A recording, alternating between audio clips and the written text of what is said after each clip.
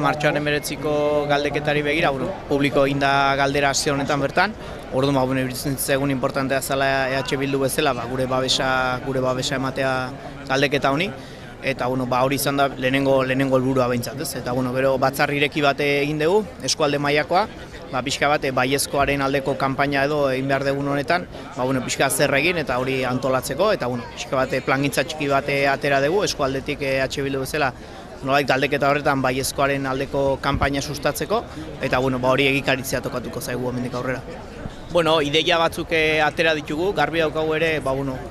plangintza nahiko xumea izango dela, azkenean iruditzen zaigulako herri bakoitzean egingo denak daukala bere biziko garrantzia, azkenean herrietatik gertuago dagoelako jendea, eta azkenean ekintza horiek